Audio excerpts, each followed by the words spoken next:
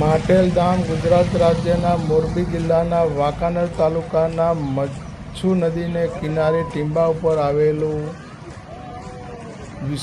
અતૂટ વિશ્વાસ, શ્રદ્ધા અને ચમત્કાર લાખો ભક્તોનું સ્થાન છે.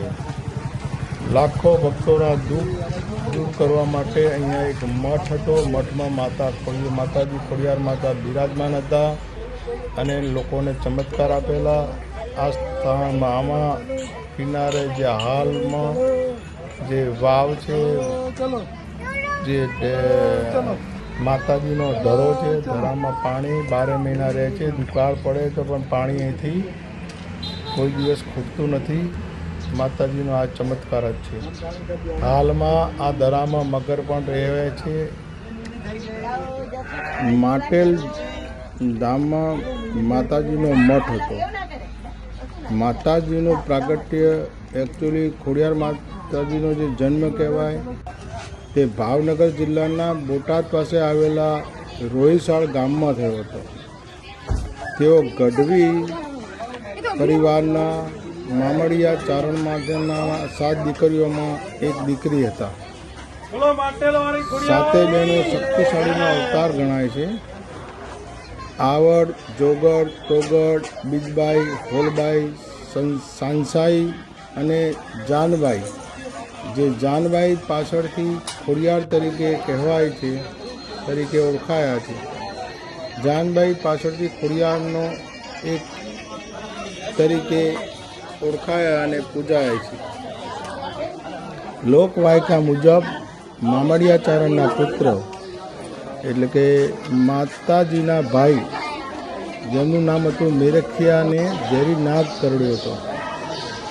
જે તેનો જીવ બચાવવા માટે એટલે કે જાનબાઈ ખોડિયાર માતાએ જે નામ હતું ખોડિયાર માતાએ પાતાળમાંથી અમૃત લેવા ગયા અને પરત આવતી વખતે તેમના પગમાં ઈજા થઈ અને તેઓ ખોળંકાતા એટલે કે લંગડાતા ચાલતા હતા. આમ મગર ઉપર સવાર થઈને તેઓ સમયસર અમૃત લઈને પહોંચ્યા અને ભાઈનો જીવ બચાવ્યો. આથી તેમનું નામ ખોડિયાર પડ્યું. વાગેલું તેથી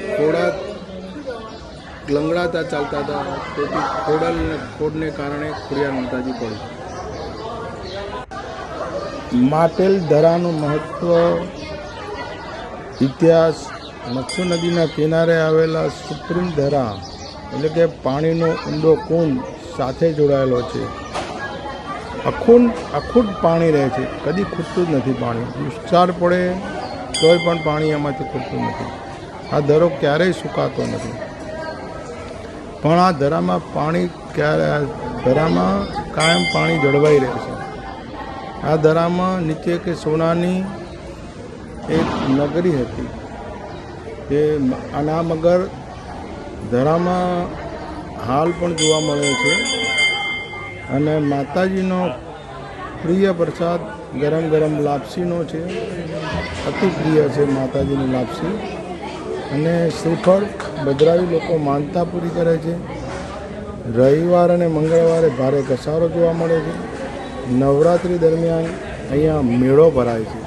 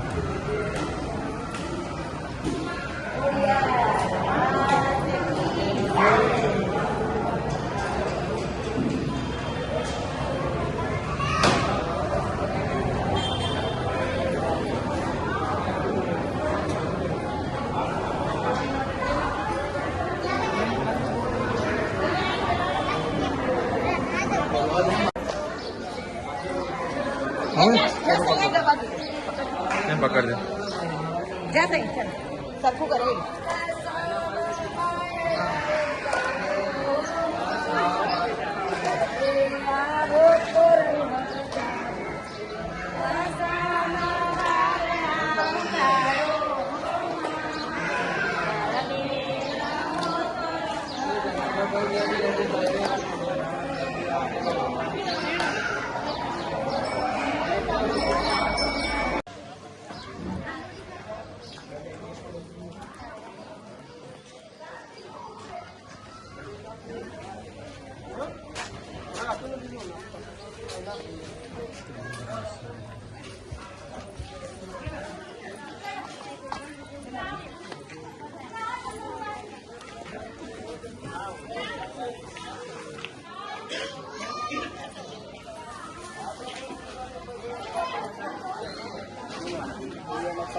નાડીએ પ્રસાદી લેતા જાઓ 50 રૂપિયા. જય બોલો ખોડિયાર માતાની જય.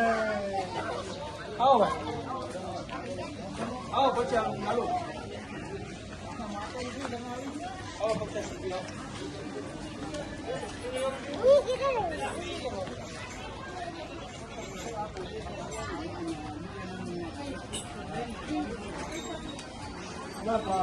ના નમસ્કાર